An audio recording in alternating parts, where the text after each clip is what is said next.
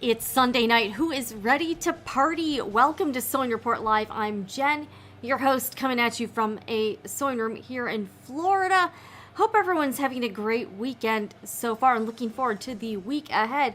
We're going to be hanging out, chilling. You can ask any questions you want, so bring your questions if you have them. And if you have any topics that you would like to discuss, also welcome those too. We have kind of a light agenda, but I did find a couple things to talk about that might be of interest. And towards the end, we're going to have a Kdrama corner because it's me. So welcome everyone if this is your first time here. We cover sewing industry news. We cover what is happening. We also chat and chill and have some fun.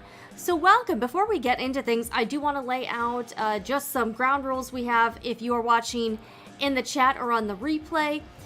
Just the only things I ask in the chat and in the comments, be polite, be respectful, and no politics here. And I do want to thank today's live stream sponsor. It is the Sewing Report Etsy shop for your fabric and sewing supplies needs. I do have some fabric bundles on sale. So if you are looking for some good values on quilting cotton, I have quite a few items. This is a fairly popular one. This is the Refresh Fat Quarter Bundle. 14 fat quarters for $34. Great deal there. You get 3.5 yards total of fabric. It's a very beautiful kind of abstract watercolor collection. Here, let me share this here. Beautiful, beautiful fabrics. I have about 4 of them left. So if you do like this collection, get it while it's here because I'm not getting any more after these sell out. This is one of the newest fabric bundles. But we also have some new fabric labels. Those have been selling as well. And again, the fabric bundles are currently on sale. I also have we've got some handmade items as well. Sewing notions, lots of different things in the shop. So this live stream is sponsored by the Sewing Report Etsy shop. How's everybody doing, by the way? I know, yeah, this weekend has really flown by. It's been kind of crazy. I don't know. What do you think? What is everybody up to, and where are you watching from? What's going on here? Let's see. We got a couple people in the chat already. Hello, only real fan. I love it. I love it. We've got tired of. I love the usernames. Tired of trolls, and AS. Hi everyone. All right. Is that a cat? I think that's a cat.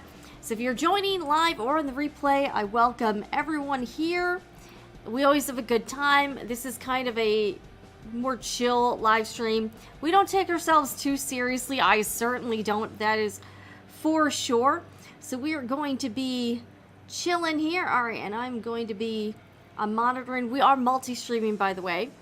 So there wasn't I've been kind of scouring the internet to see what was going on this week, and there wasn't a whole lot. But then last night I did see something I did want to talk about.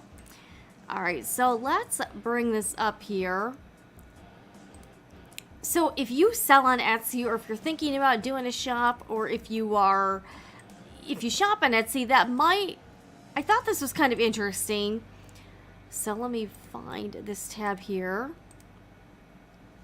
So Etsy put out something this week that they're going to make the onboarding process a little more involved than it has been in the past.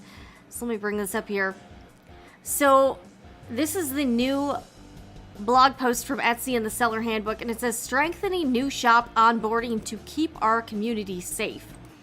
And I thought this was kind of interesting because I started my shop about 3 years ago, and I think one thing about Etsy that people do like about it, but I can certainly see from a corporate level why this might be kind of a liability here, is that it's very easy to open an Etsy shop. Anybody can do it, and it's not, it only takes a few steps. So it's not super involved. It's not like setting up a more traditional business.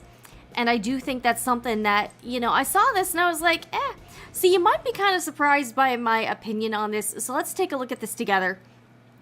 So it says, in 2024, we're making updates to the onboarding process for new shops to ensure Etsy's a trusted place to shop and run a business. And that is something Etsy has been struggling with the past like year or so for sure, is there are a number of shops popping up that break the terms of service. Like they don't even meet Etsy's own rules for what you're supposed to be selling on Etsy. I've seen some very sketchy shops. I've seen shops selling things like counterfeit handbags or other things that are clearly not handmade. I've seen people selling stuff that's mass-produced and manufactured overseas, so definitely not handmade, but they're trying to pass it off as handmade. So I do think it seems like Etsy is attempting to maybe try to curb some of these issues. So it says, "Hi, I'm Brendan Mulryan, and I've been leading Etsy support team for the past 6 years. We support buyers and sellers at every step of their journeys, ensuring our users have reliable experiences on Etsy. Every day, our team works to ensure Etsy is a safe and trusted place to shop, so your extraordinary items can shine. We know every order is an opportunity to make an impression on shoppers, and that's as important to your business as it is to ours. That's why in 2024, we're making updates to the shop onboarding process so we can better protect the amazing marketplace and community we've built together. We'll be making these changes over the next few months, and they'll only apply to newly created shops. That means your existing shop won't be affected. But if you decide to open an additional shop, your new shop could be subject to these new requirements, even if you've been selling on Etsy for a while. Read on to learn more about each of the updates we're making to strengthen onboarding for new shops." All right, number 1, adding an enhanced identity check to the shop setup process. We'll be introducing a new method of identity checks to the shop setup process so we know that new shop owners are who they say they are. They'll be asked to upload a photo ID like a driver's license, passport, and take a selfie using their computer or phone. To complete these checks, we've partnered with Persona, a third-party company certified to the highest industry standards for security. We prioritize working with vendors who share our values and put people first, and after vetting multiple potential vendors, our team feels confident Persona does both. 2, introducing a shop setup fee to support enhanced security and verification. We're committed to keeping Etsy safe and secure so sellers can feel confident building their businesses here. We're rolling out a new shop setup fee, which will help us provide enhanced security checks and continued support for new shops. We'll start by introducing this fee to some new shops. They'll pay a one-time setup fee of $15 before they can open for business. We'll clearly communicate if the fee applies during the shop setup process. This non-refundable upfront investment will help to ensure new shops are committed to running a business on Etsy. I wonder, it says some shops, but not all shops. I'm wondering which types of shops will be subject to this fee and which ones won't. I'm curious to know what that criteria is. 3, exploring changes to payment schedules for new shops. We want to create a better, more trustworthy experience for buyers who purchase from brand new shops.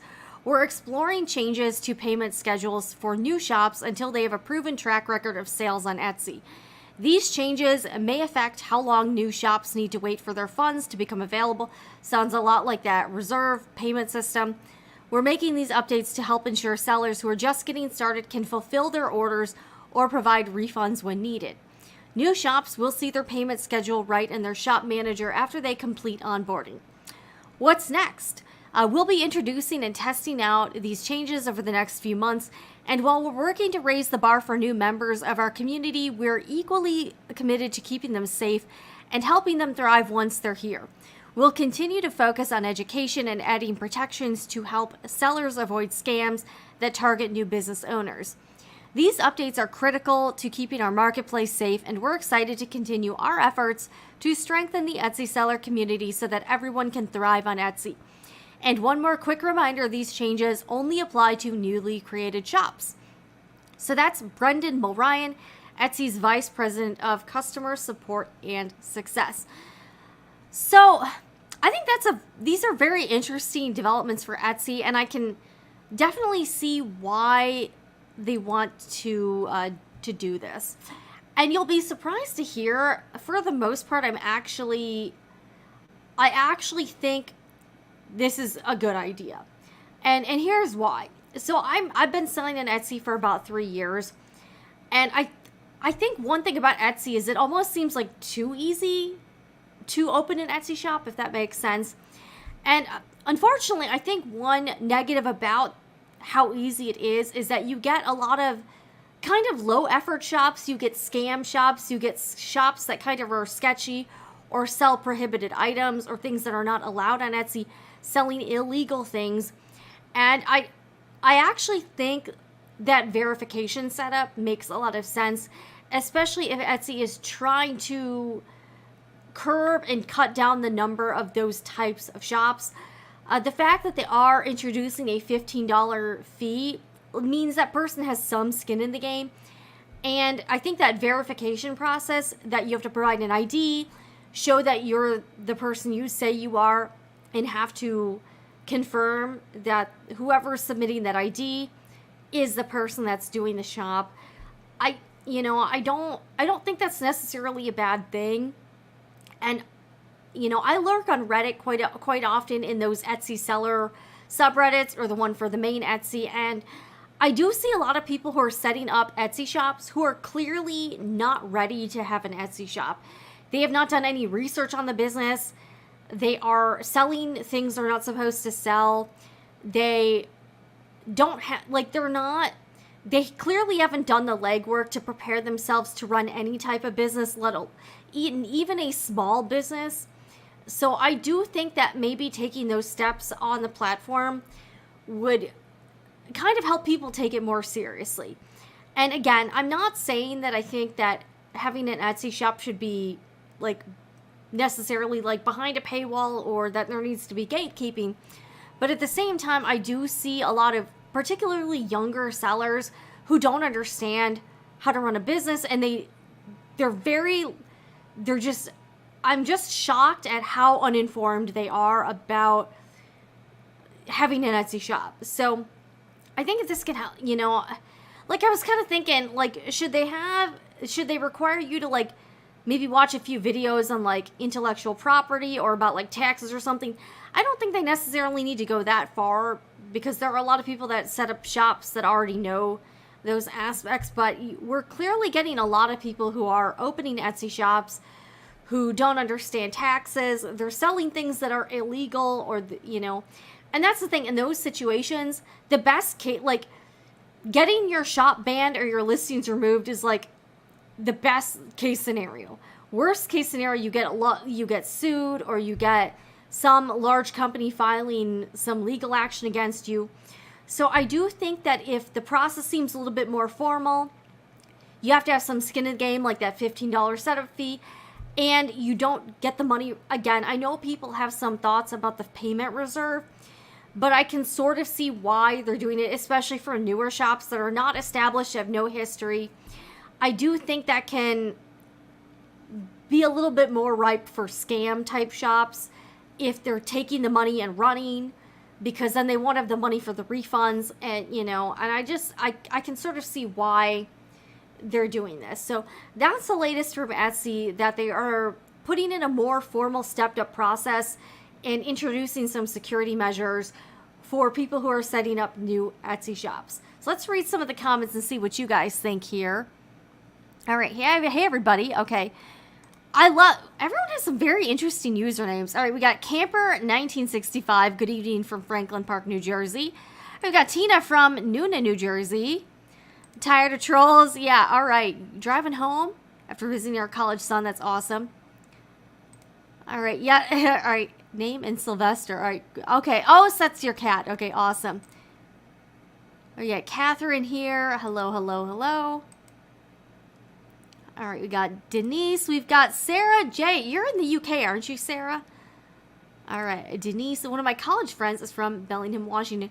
So what does everybody think about Etsy putting in a few more steps to opening up a shop? I know a lot of the time I'm not really on Team Etsy for a lot of their business decisions, but I actually do think this one makes a sense. And unfortunately, I do see a lot of people in the Etsy seller subreddit. They seem to be younger people, and it's kind of shocking that they lack a lot of these basic business they lack basic business knowledge, and it is a little scary that these people just opened an Etsy shop. And so a couple of common things I see from younger or like very inexperienced Etsy sellers is they are selling or they're considering selling something that violates intellectual property laws. Like they're trying to do fan art for Marvel or Disney stuff, or they're trying to sell like things based on someone else's IP. Like they're trying to sell t-shirts with like song lyrics on them or movie quotes, and they really don't understand that what they're doing is not legal. So I see like that's literally every other post on the Etsy seller subreddit, which is unfortunate and that shows that they've done like zero research into whether or not what they're selling is okay to sell. And that's been alarming for me to see. The other thing I see a lot too is I see shop owners so when you sell on Etsy in most states, if you're selling in the United States, Etsy remits, like they collect and then they actually pay out sales tax for, at this point, it's most of the states. I live in Florida, and when I first started selling on Etsy, they did not do that, but in the time I've been on Etsy, that's changed. So what happened, like back in the day, and this is like the laws hadn't caught up to a lot of the online advancements. So for quite a while, online sales were not subject to sales tax. It was only like physical goods that were purchased in physical stores. But then all of these states are like, hey, we're missing out on the bag here. We need to get our cut, basically. So many states have now passed laws requiring all online e-commerce sites and platforms to collect sales tax and give sales tax to all these states for purchases within those states. It's a little bit confusing if you're not familiar with a lot of the sales tax and business stuff, but many states now have like payment thresholds. So if you sell over like a certain amount, like say $150,000 or $200,000 in a certain state, you're required to collect sales tax for that state, even if you don't live in that state. So like my shop's in Florida, if I sell to a California customer, California might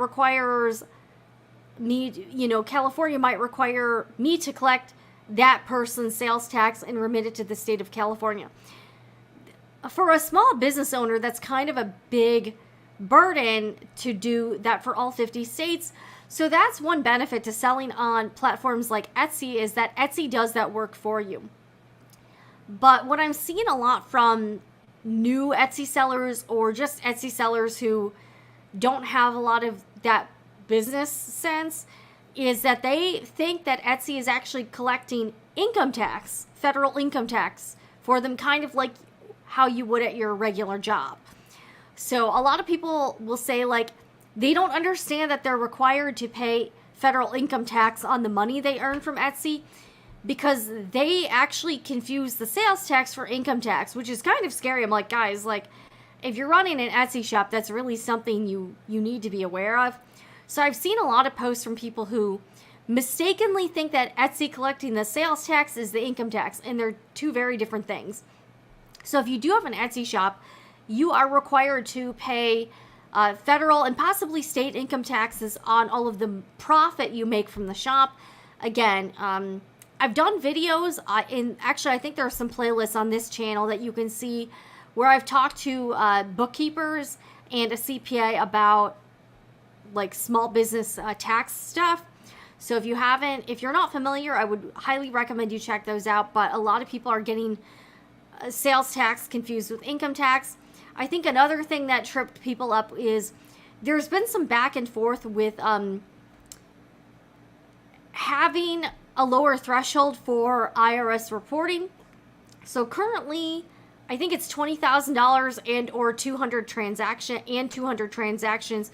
So if you are under that, you will not get automatic an IRS reporting form called the 1099-K. I've also done videos and live streams on that as well. And Congress had passed an act in like 2021, lowering that to $600, which is a lot less than $20,000. And Etsy, so all of these payment platforms had to abide by those new rules. But now Congress keeps kicking the can down the road. So you still, at this point, will not get a 1099K if you cross the $600 threshold. But you're still supposed to be paying income taxes on that money. The IRS is just not getting an automatic report. But anything over, anything over, I think, $400, you're supposed to be reporting that income to the IRS. So just an FYI, but that's the thing. I'm seeing a lot of these new shop owners, and particularly the younger shop owners, that really don't understand any of those concepts, and they don't really get that even though it seems like kind of a homegrown thing, there are some real world consequences to running your business incorrectly. So I think Etsy putting like a higher threshold of formality into the process is probably not a bad thing. So I think that makes a lot of sense. And I would also say, if you don't have $15 to pay to set up your Etsy shop, I'm going to be real, you probably shouldn't be opening an Etsy shop if you do not have $15 to pay for like the onboarding process. That's a very low amount of money. And if you are starting a business, even an Etsy shop on a small scale, you do need to have some funds in reserve to cover the cost of like your materials. And also, again, with this payment reserve thing, you're not going to get the money right away. So I have heard them doing that to a lot of newer shops, doing a payment reserve of like 90 days or like 30 days before you get your money. And, again, I understand that makes it hard if you're trying to buy supplies and cover the cost of things. But I would also kick this back to you. If you are starting any sort of business, you do need to have some startup money for all of those things. So, I don't know. I think that's interesting, but I can definitely see why Etsy is doing that. And it's because they are getting a lot of low effort shops, suspicious, sketchy shops, and even illegal shops. And I do think doing all of those things might help to cut down on a lot of the shops that a lot of us don't want to see on there, because it takes away from actual handmade businesses. All right, let me get a sip of water real quick.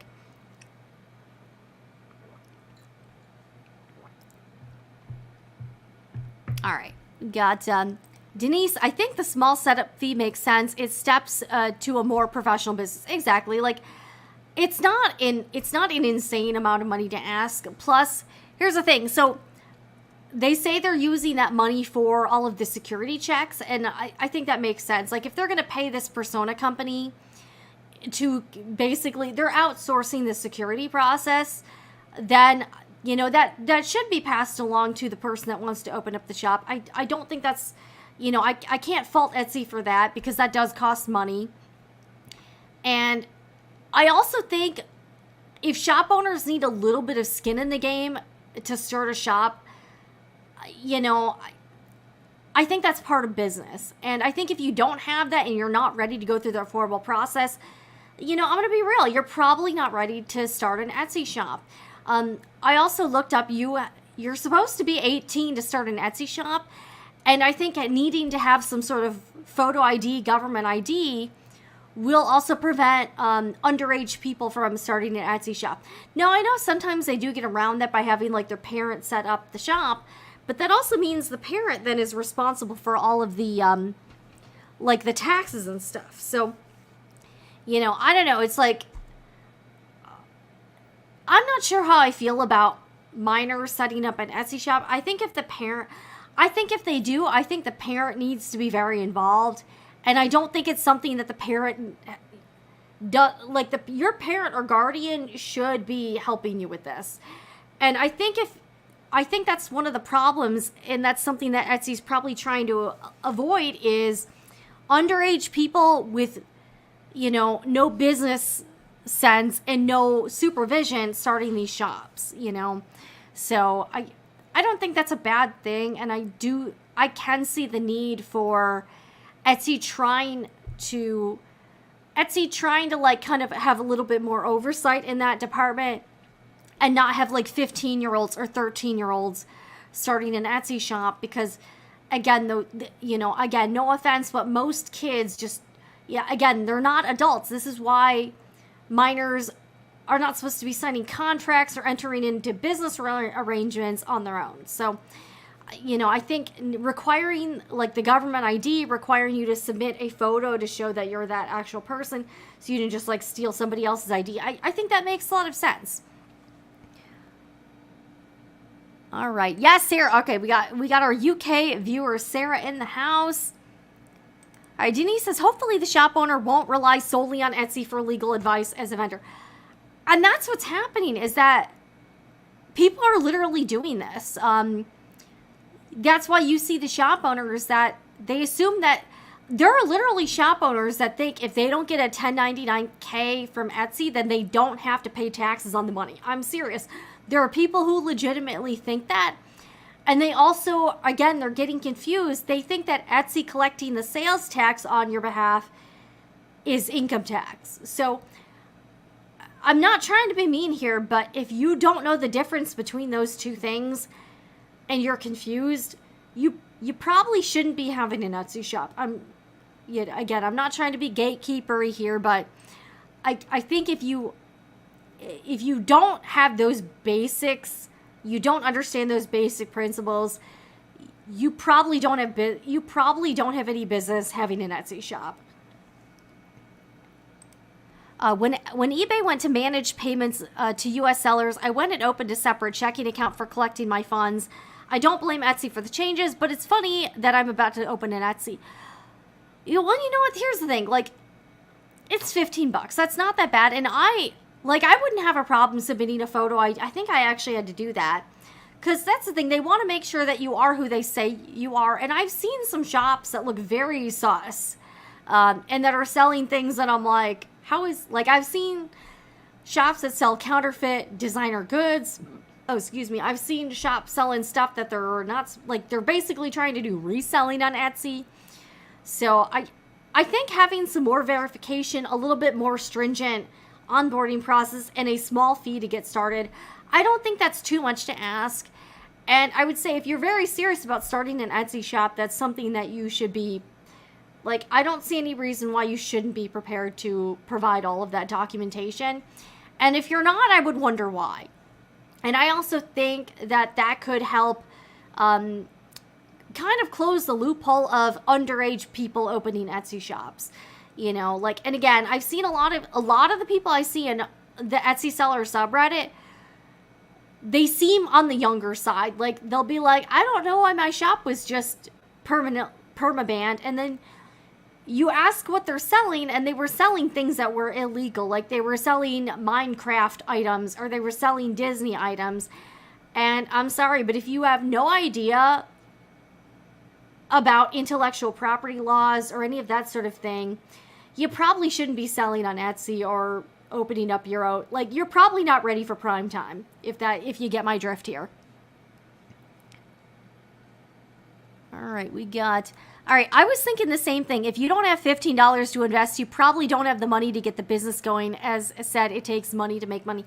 And that's the thing. Like, I've seen some people in this subreddit say that it's not fair because when they go into the payment reserve program, they don't have money to buy more supplies. If you're running on that thin financial margins, like, that's probably not a good sign. Like, if you don't have the cash. And again, I understand some things are kind of expensive to make, and there's a lot of upfront costs, like if you're making more expensive items that require a more significant materials cost upfront. But I also think I do see a lot of shops on Etsy that are like, and again, Etsy, from a business standpoint, Etsy probably wants more of like the high volume, high dollar, like lots of sales type, lots of volume type of shops. And if your shop has been open for 2 years and you've made 3 sales, you haven't really made Etsy very much money. So it does seem like Etsy is maybe trying to, like, and again, we saw this with YouTube as well. Back in the, like, for a while, it was very easy to join the YouTube partner program and, make money from the channel.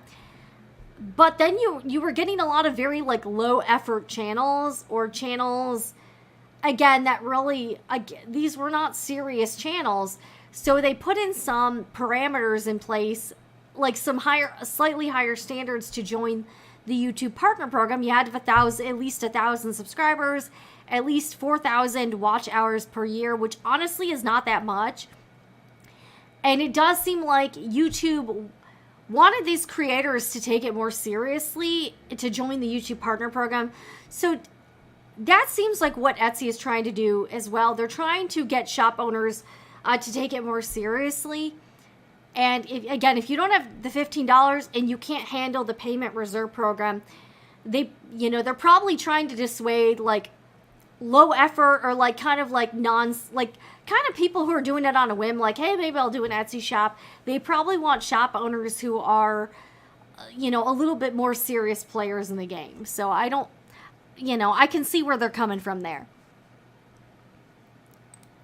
All right, I've tried to explain business development to new crafters, most of all advising business owners to take a small business class. Most states have an SBA office they can contact. That's a good point. I actually did go to a few small business association workshops in my county. They were free and they were very helpful. So if you do have them in your local area, I would definitely recommend going. They explained like business structures, what kind of registrations, licensing you needed.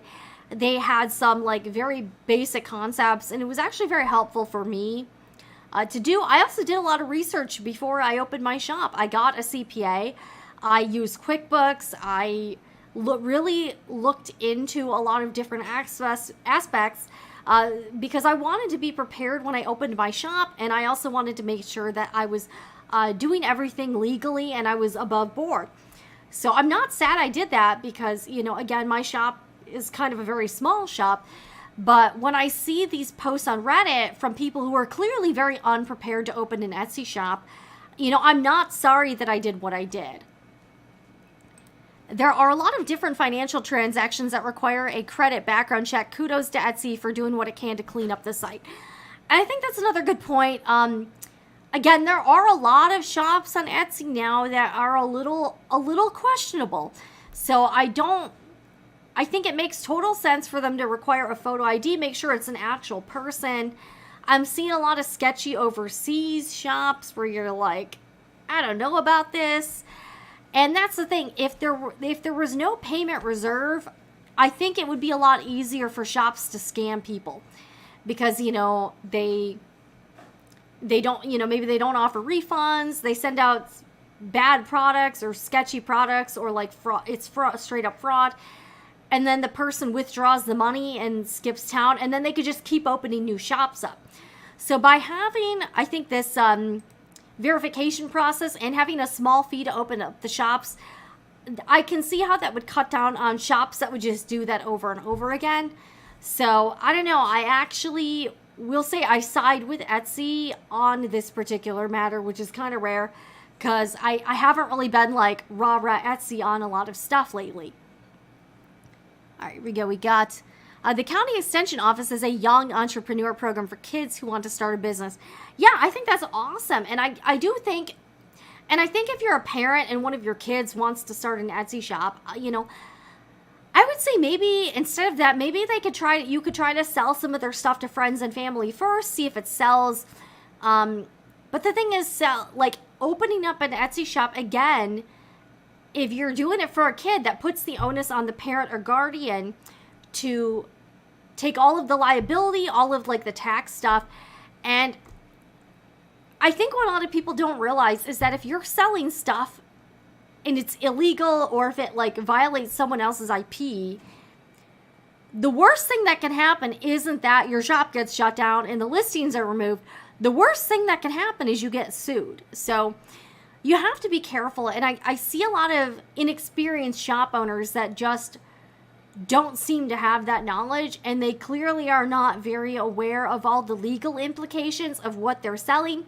Also, if you're selling anything for children, it has to be like product tested. If you're selling anything for children or babies, there's a lot more liability involved. You probably need to get insurance. Also, selling things like candles, There's a lot of liability with candles, so there are certain types of products that have a much higher liability threshold there, that people are just like, oh, I'm just going to start selling candles or whatever, and they don't really understand what they're really doing. So I would actually applaud Etsy for putting steps into place to make people take Etsy more serious as a platform, and to hopefully cut down on some of these sketchy shops, or the shops that are clearly scammers or fraudsters, or selling stuff that's not legal or against their terms of service. All right. Let me get some water real quick here. So I saw that and I was like, you know what, that's a pretty interesting development.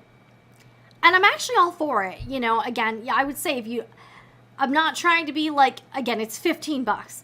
If you do not have $15 to, open the Etsy shop, again, I would probably, sorry, I'm spilling water here. I would probably start out as like a smaller thing. Maybe try selling to some friends or family members, people in your social circle first, just to see if you can actually, just to see if your product sells.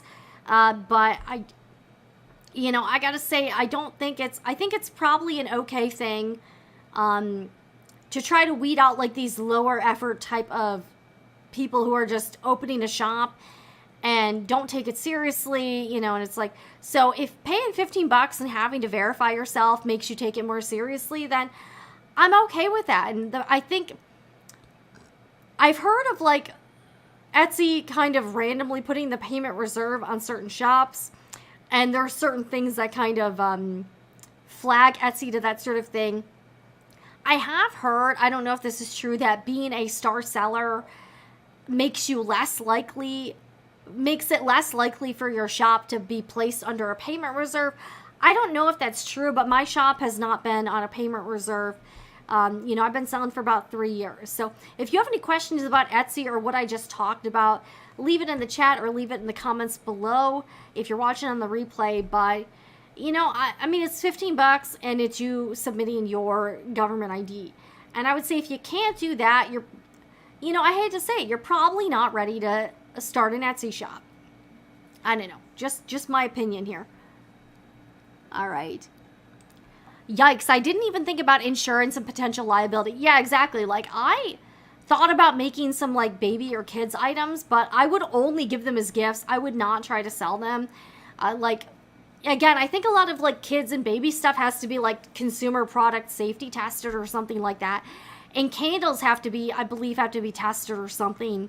I've seen some posts on Etsy sellers, and the candles are definitely, again, because it's like fire and stuff, the candles definitely have a higher threshold of liability. Certain product categories, you may want to get some liability insurance or business insurance to protect yourself. Just checked, and it's $90 for a business license in Washington State, with $5 for each additional name business.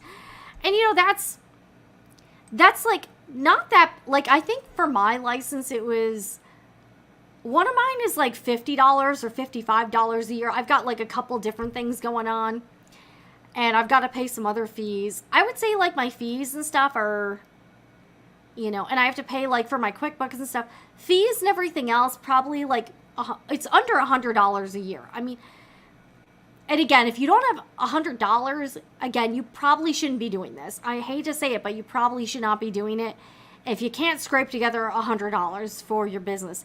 Again, you can do things, maybe start off, do it under the table, sell to some friends, family members, just to see if, you can get proof of concept. But you don't necessarily have to just start, like, and that's the thing, I think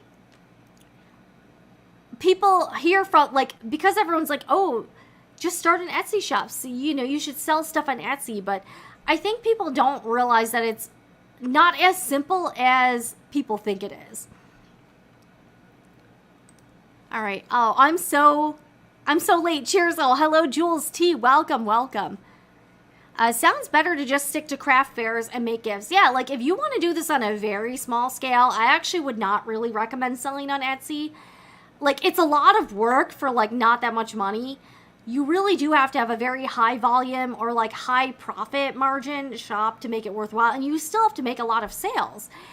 So if you don't want to do that, I would say, like, yeah, do it on a smaller scale. You know, maybe stick to people paying you cash and that sort of thing. Or just make gifts. Like, you know, there's nothing wrong with making gifts. All right, who's comparable to Etsy in terms of traffic? Not much. I know Michael's has the marketplace. I signed up, but I found it kind of complicated, so I didn't really go through with the process. You know, Etsy is one of the few games. I think you can sell handmade stuff on some resale platforms like Depop or I think Mercari, I think. But it's not really known for that type of thing. Like, those are more reselling platforms. So, you know, also you could do like a Facebook group, you could do an Instagram account, and then just do like, I've seen people do drops, you know, and have people to buy directly from them. The only thing is, if people are paying you electronically, that's a record that you got that money. So if you sell things and you accept payment in that manner, you need to be careful, because the tax man's going to be after you. Like, unless you're doing it in straight up cash, all of your transactions, and you never deposit that money in a bank account, it's going to be fairly easy for the IRS to like catch on to that. So if you are doing that sort of thing, I would just be very mindful about your tax implications, because the only way that it wouldn't really be able to be traced is if you receive cash as payment and then you never deposit that money anywhere. Like, you just use the cash to pay for other stuff.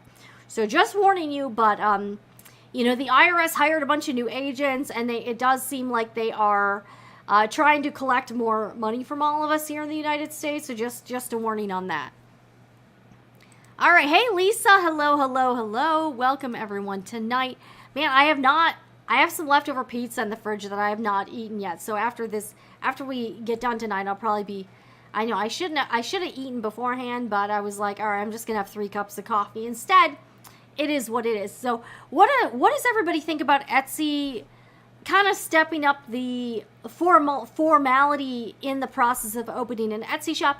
Do you think that's a good thing or a bad thing for the platform? And let me know why in the comments here. I'm curious to know what y'all think here, because I'm like, I think it's interesting, and I don't think it's a bad thing, especially if it can sort of weed out like the non.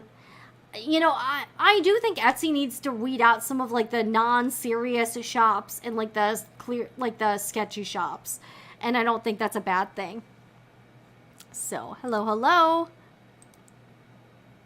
Oh, Denise, it's sort of like a regular, it's like just a frozen pizza. I just have some leftovers. Yeah, I've been eating a lot of junk food this week, so that's probably not a good thing, but it is what it is. What's everybody up to this weekend? Are you guys doing a sewing project or whatnot while you're watching this? What's everybody doing here? All right, let's turn the music back on here. But yeah, I saw this and I was like, I was not mad about it. I was like, you know what? I can see why Etsy was doing that. And I just think I think this actually does make sense on all fronts. Like, I don't think this is bad. All right, what's your take on Facebook Marketplace? Oh man, I think it's a dumpster fire. I personally wouldn't use Facebook Marketplace just because I think it attracts like very. Yeah, I've heard a lot of negative things about Facebook Marketplace. I would maybe try to maybe do like a Facebook group for your brand or your like small business, and have people follow you if they're interested in your products. Maybe like I did know someone, like a relative of mine did that. She sold crafts for a while, and she just had a Facebook group, but then like she kind of did it like under the table, and people just like they were people she knew in real life. So she wasn't mailing anything to anybody. She wasn't, shipping stuff. She would just be like, yeah, I'll, meet up with you here or something like that. So I think that kind of thing can work a little bit better. But I personally haven't tried doing anything on Facebook Marketplace because it seems like a dumpster fire. Oh, yeah, pizza. Oh, I love pizza. Pie. That's, I could really use some dessert stuff. I haven't had like a sweet in a while. All right, yeah, I might place a grocery order tonight and get something sweet like cookies or something. Yeah, Facebook Marketplace and Craigslist. Yeah. Also, like, you've seen like those datelines where people get murdered from like a Craigslist meetup gone wrong or something like that. So if you are doing any of those transactions, meet at the police station or somewhere very safe. You know, definitely keep safety in mind, because I've definitely seen some horror stories about those types of transactions that did not go well. All right, waiting for fabric so I can make a dress for the Columbia, Missouri Bridgerton Ball. That sounds fun, making out of a sari. That's awesome. That sounds really cool. Bridgerton. I haven't really seen that show. We got rid of Netflix. The only reason I might get Netflix back is to watch some K-dramas that look interesting, but I'm probably not. I kind of switch on and off of the streaming services, so I don't know.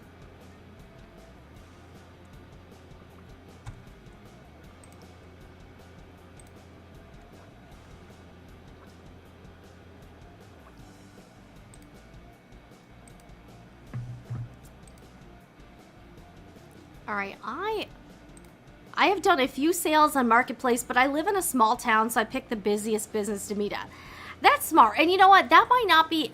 If you live in like a small, like kind of more quaint community, that might not be a horror show. But yeah, I've just seen so many crazy stories. Also, there's a subreddit called Choosing Beggars. It's hilarious. And there's a lot of like Craigslist and Facebook Marketplace stories there. Like, it'll be people that are, like, offering a free couch, and the person not only wants it for free, but wants the person providing the free couch to deliver it, and it's like, yeah, get out of town, you know? No thanks. Vanessa's here. I'm cutting out Simplicity 8747, a vintage 1950s vintage skirt suit. View A. That sounds like fun. I sold my PE800 on Facebook Marketplace, had a lot of scammers contact me, but did sell it eventually, do goodbye. See, that's what I'm afraid of. Like, it seems like there's a lot of people who are just going to waste your time, and I don't really, like, want that. I don't want someone... It just seems like Facebook Marketplace and Craigslist are full of people like that, or like they lowball you and that sort of thing, so that seems like something I would like to avoid. I think my chat isn't working. All right, I just got that chat, so tired of trolls. I am getting your chats, if that helps. All right, think they were bots. Ooh, that's not good. Yeah, and then you get people that like want to wire you money, but you need to wire them back. So like those are clearly scams. Like there's all kinds of craziness that happens on Facebook Marketplace. It's pretty nuts. And I'm in a few like handbag Facebook resale groups, and there's tons of scams going on in there too. So it seems like you can't avoid the scams no matter where you go. Yeah, Craigslist does kind of freak me out. Like I've done Craigslist, I haven't done Craigslist in a while, but it can be kind of a freaky platform for sure.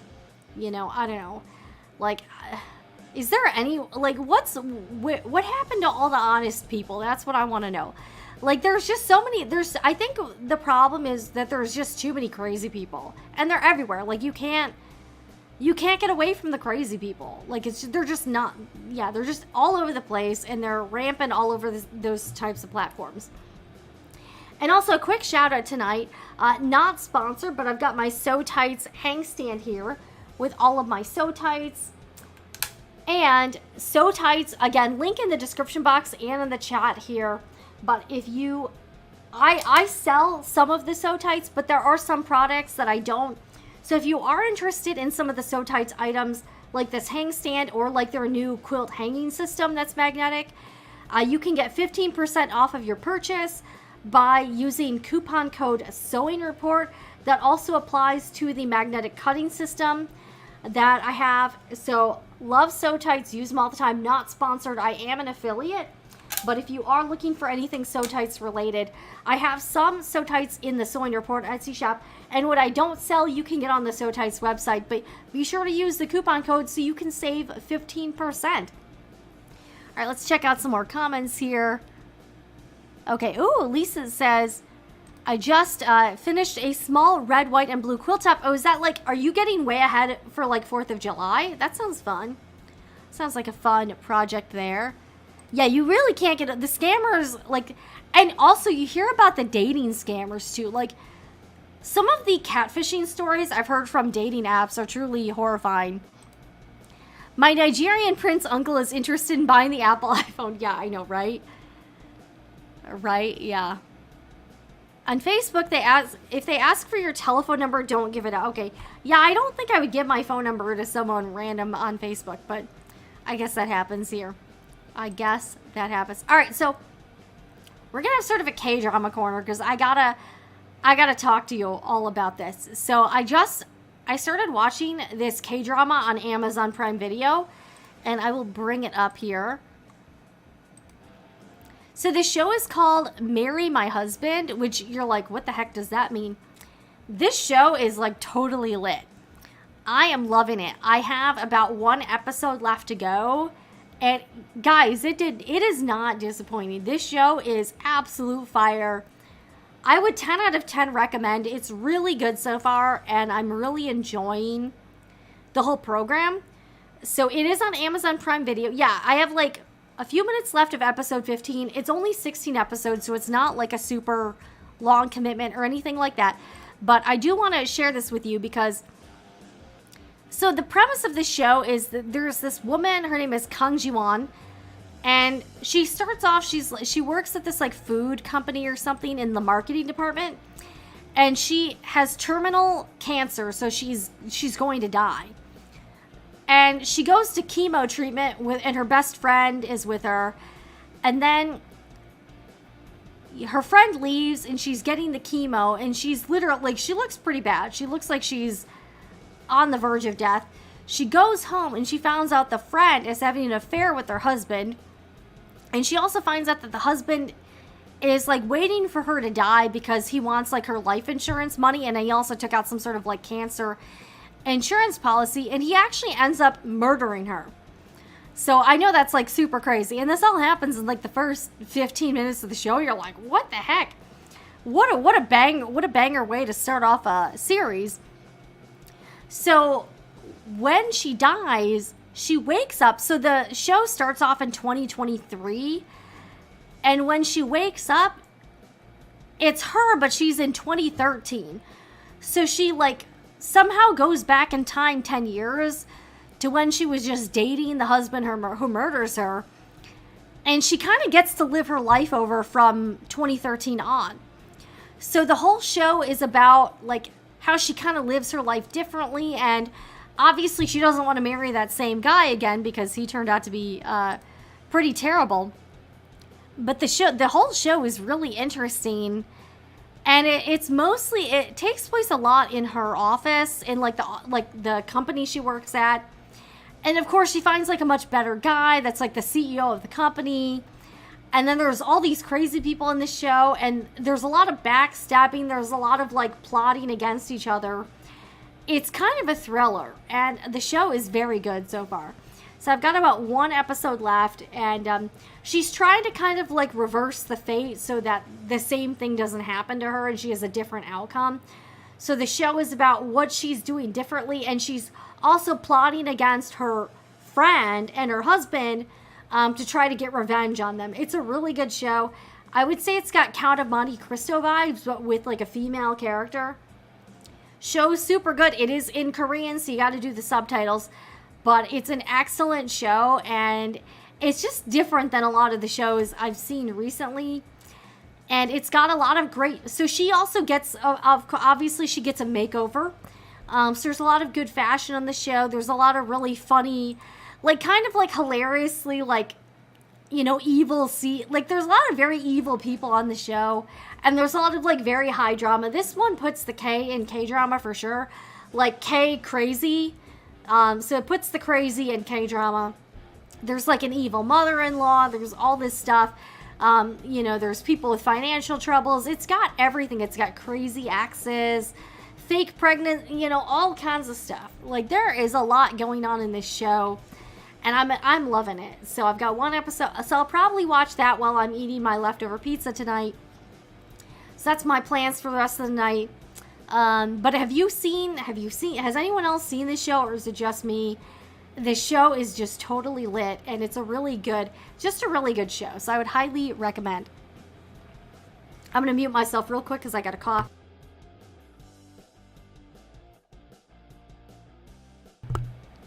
I've got Lisa here thinking about Christmas presents early. Oh, good. I mean, honestly, I should probably start my Christmas sewing now, if I'm being frank. It's almost March, guys. It's almost March. If you want to give quilt gifts, you got to get on it. Yeah, you're not wrong about that. Dang, I don't have Amazon Prime. It's a really good show. It's a really good show. And I know everyone's annoyed by Amazon putting ads on the Amazon Prime stuff. It is a little bit annoying, but I will give them credit. So far, the ads aren't super obnoxious. Like, there's a 30-second ad at the beginning of the video, and then there's like 2 mid-rolls that are about a minute each. So it's not like on my Viki streaming service with the Asian stuff. It's the all Asian programming. The ads on there are so obnoxious you kind of have to pay for the premium pass. But so far on Amazon Prime, the ads aren't to the point where it's driving me absolutely crazy. I feel like they're going to get more aggressive with the ads, though, as time goes on, because people will get, like, used to them. So that's what I kind of think is going to happen with that. Just my opinion. I don't know.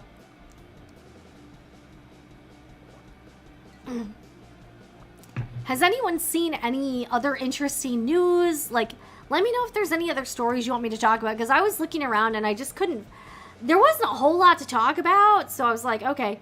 So I found the Etsy thing, which I thought had a lot of interest, but I wasn't seeing a whole lot else out there on the horizon. So I don't know. So, and also this will probably be kind of a shorter stream tonight. Again, I'm starving, and again, this is kind of a light agenda, but I did want to hang out for a little bit and chit chat, since I know I want to, I want to be very consistent with this show. Just because I know, I want this to be a place where you can go on Sundays at 6 p.m. Eastern Time. And we do have the multi-cameras going on tonight.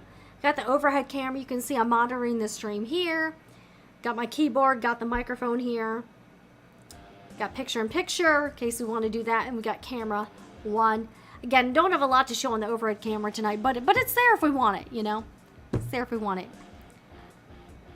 All right, Denise. Thank you for keeping me accountable. I'm hoping to take out of the box this week, but I have some other projects I need to do. I know, I'm just like, it just seems like such a daunting task for some reason opening it that I just haven't opened it yet. I know. I'm terrible. I'm terrible.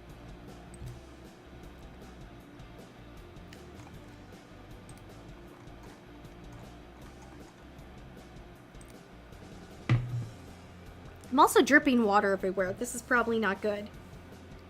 Okay. My glass is definitely sweating a lot. So I keep spilling water everywhere. I'm not really sure why. Oh well. It is what it is, right? I also kind of want another cup of coffee, but should I have a 4th cup of coffee? Be real. Should I have a 4th cup of coffee or no? Yes or no? Alright, went into my Joann's this week. Looked like all new employees. Whoa, and it was kind of dead in there. So do you think the other people just had enough and quit? Do you think that's what happened? I am seeing a lot of that, and I continue to lurk on the Joann's subreddit. And I know many of you have left me comments about the state of your local Joann's. And it sounds a little bit chaotic, so that's interesting. So maybe a lot of the people were like, this is it, I can't take anymore. Sure, why not? All right, so I should have I kind of want a 4th cup of coffee. I mean, it's only 7 o'clock. It's not that late, so I feel like plus I love coffee, so I feel like I can handle that. So maybe after the stream is done, I'll make a 4th cup of coffee. I don't know.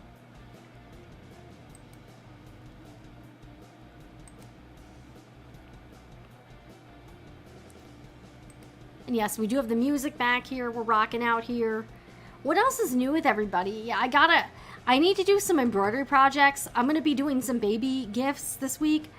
So hopefully I can get that together and do a video about that.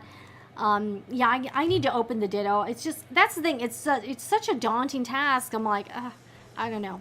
I've been having a hard time. I've just been having a hard time. Ooh, iced coffee would be really good. Ooh, that sounds pretty good. Maybe I'll have to do that.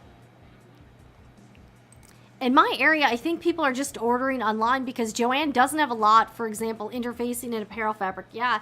So yeah, if they don't have a lot of the stock on the floor, it seems like a lot of the stock they do have is like in the bag or still in the boxes because they don't have the labor, the manpower in order to get everything unpacked and displayed. I drink my blood volume in coffee a day. Go for it. Yeah, I kind of want to. Can you do a pre-made makeup bag in the sketch at all, please? So here's the thing. It has to be bigger than the hoop. Here, I'll get the hoop out here real quick. So this hoop is about, let me see how big it is.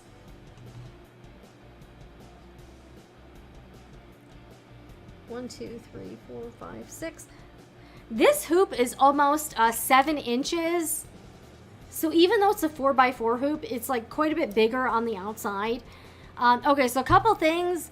Your makeup bag it would have to be a fairly large makeup bag. So it would have to be, I would say, because it not only has to fit, you know, this has to be able to fit in the makeup bag, but it also has to be, have enough room so that, like, so that, like, you can kind of, how can I say this? So that you can kind of wrap it around the free arm as well. So I would recommend a makeup bag that's probably at least 10 inches wide. Probably, at least 10 inches. And maybe something with, boxed corners or like a gusset so that you can get it under the free arm. The other thing to keep in mind is that, like, if I was going to do a makeup bag, I would actually make my own cosmetic bag and do the embroidery on the fabric beforehand, because if you're doing like a cosmetic bag you got from Amazon or something, you would see the underside of the stitching on the inside. So if you don't want it showing, you need to make sure that you are embroidering like the outside fabric before you sew it together.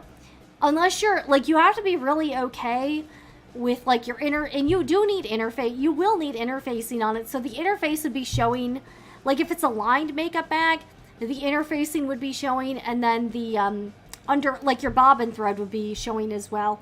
So if you're okay with that, you can go for it, but I would say it probably needs to be at least 10 inches wide, and probably needs to have boxed or like gusseted, you know, or darted corners so you can fit it totally over the free arm. Just my opinion. I am going to be trying a zipper pouch with it that's kind of large. It's an unlined bag, but just keep in mind that that's going to be that your bobbin thread and then your interfacing, so some of the ugly part of the embroidery is going to be visible on the inside. So if it is something lined, that might not look super attractive, but it's up to you. Probably once it's out of the box, it won't be as bad. Yeah, I know, right? The next step is interfacing with the app. Hopefully it won't be a sketch repeat. Yeah, I know, right? All right, I can drink chai. Oh, that sounds really good. Chai tea is yummy. That's what I was thinking. The newbie employees are probably clueless, and there were boxes all over. Yeah, the old employees were probably like, peace out. This is totally not worth it for, what is it, like $9 an hour or whatever they're making. It seems like a lot of the Joanns are paying whatever minimum wages or like close to it for for some of the employees. All right, Camper1965 says, non-crafty weekend did updates to a freelance brief and other things around the world. That sounds like fun. Sounds like fun. Yeah, the hoop is pretty big. So again, I'm gonna try to do a baby onesie, but yeah, you have to remember that this, yeah, it has to fit around this, and also it probably has to be kind of like, it has to have some height to it, because like say it's only like 4 inches. You would have to get it over here, and then you have like you'd have a very small amount to work with. So it would have to be a fairly large item if you want to get it under the free arm. And then you also have to keep in mind that like the unattractive part of the embroidery would be showing on the inside. So if I'm doing something like that, I would probably, like if I wanted it to look really pretty, I would embroider, the outside fabric before I put the pouch together so that the back isn't showing. And then your interface isn't showing. So, like, that's the thing about doing the pre-made items, is that since they're already put together, like, you're gonna see, like, the more unattractive side to it, you know? Alright, looks like Singer, yes, Singer, I saw that they've got a few machines with Wi-Fi and an app. SE9180 sewing and embroidery machine. Is this a thing now in sewing machines too? Or has always been the... It seems like, I would say most of the manufacturers are probably going to start attempting to do what Brother is doing. So Brother is doing it, Singer is doing it. I mean, it's only a matter of time before they're all doing it, because they're all trying to figure out how to squeeze every last dollar they can out of us, the customers. That's just how it works. All right, I'm thinking about getting the Brother PE900. I think it's a solid machine. I have noticed it seems like it's gotten a little more expensive since I bought it, which is kind of interesting. I want to start making applique sweatshirts. I think for applique sweatshirts, that should be fine. They're large enough that you're not going to have too much trouble, you know, turning it, kind of like rolling up the rest of it. I don't find sweatshirts to be that difficult with the PE900. The Skitch is a bit pants than really. I have a Brother XE1 and wondered if Skitch would be good for hard to hoop items, but probably not. I think for some items, it's like, again, I think for certain types of clothing, I actually do think it has made it a little bit easier. It's definitely better to do hats on, I found, because, you know, and because of the magnetic frame. I like the magnetic frame. I do think it's good for some items. Hello, making new dreams come true. All right, MJB says, I just started putting my cobblestone scrappy quilt pieces onto my new design board while I'm listening to you. Awesome. This is my first quilt in 30 years. I'm using men's cotton shirts exclusively. That's such a wonderful project. Congratulations on coming back to quilting. I also think that sounds like a lot of fun. You're upcycling some cotton shirts. And I actually think cotton shirts are probably, you know, probably a pretty easy fabric to work with for quilting. That's awesome.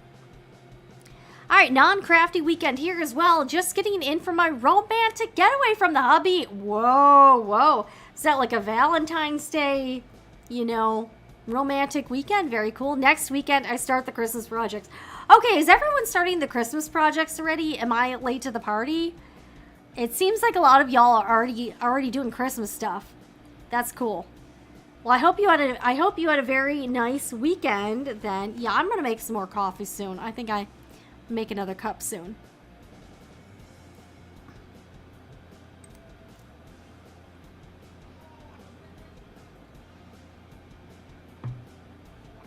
All right, no okay, so yeah, I haven't started my Christmas sewing yet, but I'll probably be getting started very early as well. Going back to the PE900, I think it's a good machine.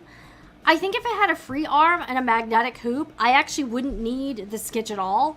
Plus, I like that the PE900 actually has a USB port and doesn't require the app to run.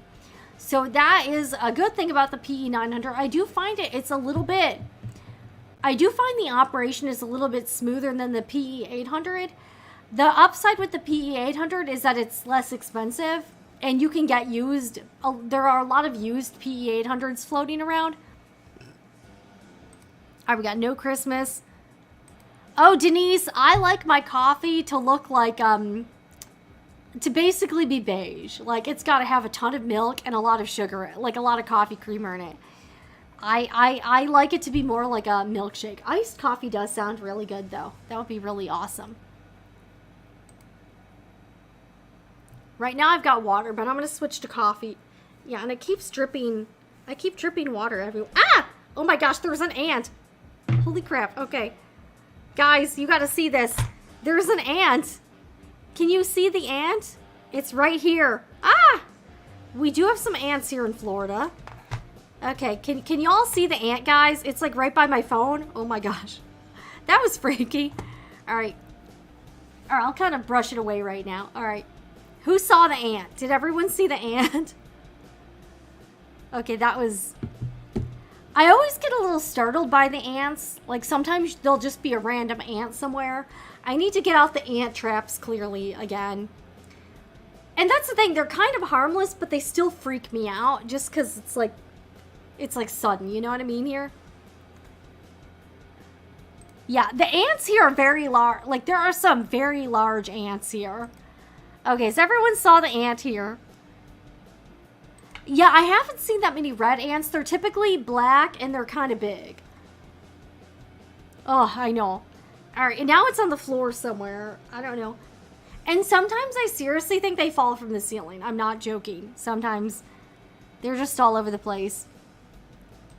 Yeah, you have to be careful. They are very attracted to, when my husband and I were moving into this one house, it was kind of gross and we had to do a lot of cleaning before we moved in.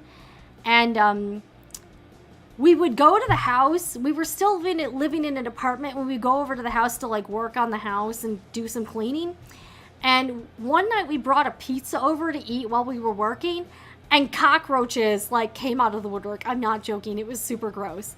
Super gross. I'll take an ant over some of the Florida bugs. And yeah, the ants are like the least of your problem in Florida.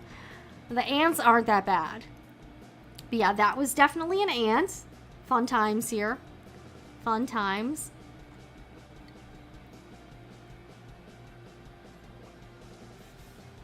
Yeah, keep having... This glass just keeps sweating. Maybe I'll put this on the coaster here. Yeah, I'll do that so that the glass has something to stick to here. Okay.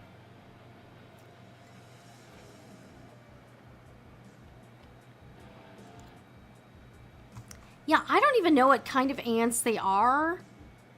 Yeah, I don't know. Yeah, anything, all bugs freak me out. It doesn't matter what it is. I do not like bugs. I don't even really like things like caterpillars and stuff, even though you know they're going to turn into a butterfly. Some of those freak me out too. They're all weird. They're all very weird. All right, guys, if you have any questions, you need to make some mug rugs. Yeah, I do. I think that would be good. I do have a couple. I gotta make some more. I do need to make some more, and they're a good scrap project. By the way, I do have a tutorial on how to make those. So I've got a few of those. Got a few of them. My husband said today, if you live in Florida and encounter a bear, you can shoot it low. I think they've had some bear problems in Florida, and I do think I want to say you can hunt bears. I'm not sure. Let me see here. Can you hunt bears in Florida? We definitely have a bear population. Okay, the FW... Okay, reopened. Okay, actually, maybe you can't. Okay, you have to have a hunting permit unless it's to protect a human life. So I don't know if you can. So typically, when I was working in news, we covered a few stories about bears that were in areas that they didn't want the bear. Like one time there was a bear that climbed a tree outside of 7-Eleven. And what they typically do is they'll tranquilize, if they can't get the bear, like they'll tranquilize the bear and then relocate it to like a more rural area. Okay, but yeah, I don't know if you can. Are you following anyone at QuiltCon? I have seen a few people post at QuiltCon. I totally even forgot that it was QuiltCon. I saw Susie Quilts post some stuff at QuiltCon, and I actually reshared an Instagram. I shared a reel from So Tights, because I know So Tights is at QuiltCon doing their thing. So, but yeah, I went to QuiltCon in 2016. I unfortunately haven't been able to make it back there, but it is a really cool event. If anyone, I guess everyone here isn't at QuiltCon because they're here, but I have seen some posts from QuiltCon. Sorry, my hair is like getting all kind of like crazy, so I keep having to like readjust it.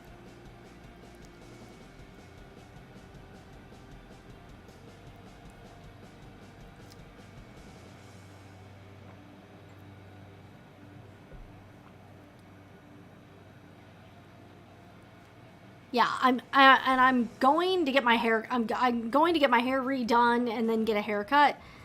How much should I get off? How much should I get taken off at the haircut? I am starting to get like some, I don't know, the ends are looking kind of bad. And my hair has been like very like tangly lately. I don't know. I've been using some like kind of overpriced shampoo and conditioner, and it's called Pureology. I'm not super wild about it, so I just switched back to use, I have some really old Living Proof shampoo and conditioner, and that's what I used yesterday, and my hair is actually smoother and less frizzier than the Pureology. So I'm not totally, like, I'm just okay on the Pureology, but I don't think it's fantastic or anything. I'm not that into it. Yeah, okay, so you think I should just get the ends. Maybe I'll do like an inch or so. Like an inch, inch and a half. Not too much. Probably just like this much. So more of like a trim. Like an inch or so. Like I like long hair. It's actually easier for me to style. It's just getting a little, it's getting a little too long. And it's kind of hard to manage. Like I didn't really do much with my hair today. Clearly. Very clearly. I've had really short hair in the past, and it was actually pretty, it's like you would think it would be easier to style, and it's actually not. I have a lot of hair and it's very thick, so it's actually easier for me to like curl my hair when it's longer because I can just get pieces. When it's shorter, like I don't know, I just find it harder to style when it's shorter, and I find it easier to do when it's longer, which doesn't make a lot of sense, but it is. But yeah, my hair I have had pretty short hair before. When I was like in my early 20s, I don't know. And I have had like hair like here for a while. Like I think even here on the channel, it's been fairly short. I just went to my Joann. I hadn't been there in a while, and it was so unorganized and empty. Uh-oh. It looked sad. Definitely less workers there. I'm hearing like some conflicting things. Like some people say their store is fine, and then other people will have a similar story like you, where the store is like chaotic, there's like not products on the shelves, there's not enough employees, but then other stores seem like more like normal. So I don't know, it's really crazy. I don't know what's going on with Joann's, but a lot of the employees are posting in r/Joann, so if you want to see the tea, I would definitely check out the Joann subreddit if you want to kind of lurk in there and see what the employees are saying, because it's kind of interesting. All right, mine is fine, has shopping carts now. Yeah, and the last time I went to mine, the shop, like there were not shopping carts near the entrance, which was very strange. So I think it can really depend. I think it depends. All right, guys, I'm probably going to keep this stream on the shorter side tonight. Again, the agenda was kind of light. If you guys have anything else you want, a last chance, if you have a comment or if you have a question, I'm going to get another cup of coffee, and I think I'm going to get my pizza, and I'm going to cut a clip from the stream. I'm going to cut a clip from the stream about the Etsy shop requirements, and I got to keep working on, I got to start these embroidery projects. But that's sort of on my, and one day I promise I will open the Ditto pattern projector. I know I've been very lazy on it. All right, I just did a podcast that featured my local Joann's. I tagged your previous episodes. Okay, cool. Thank you for that. All right, yes, thank you. I hope everyone enjoys their evening. Again, we're not, yeah, I need coffee. I need some pizza. I need some food. And yeah, I didn't sleep very much last night, so I'm like, ugh. All right, hello. But I hope everyone has a good week. If you have any topics that you'd like to see me discuss in a future episode, let me know in the chat and in the comments. If you have any ideas, stick them in the comments, and I may look into them if it's something that I think would be worthwhile discussing here on the live shows. And once again, I want to thank tonight's live stream sponsor, the Sewing Report Etsy shop, for your fabric and sewing supplies needs. I hope everyone has a great week. Check out the shop. I greatly appreciate all of the orders that have been coming in, and I am constantly getting in new items. So follow the shop, keep checking back, and also let me know if there's any products you'd like to see coming to the shop. I'm definitely willing to consider some suggestions. Okay, oh, we got a couple more questions here.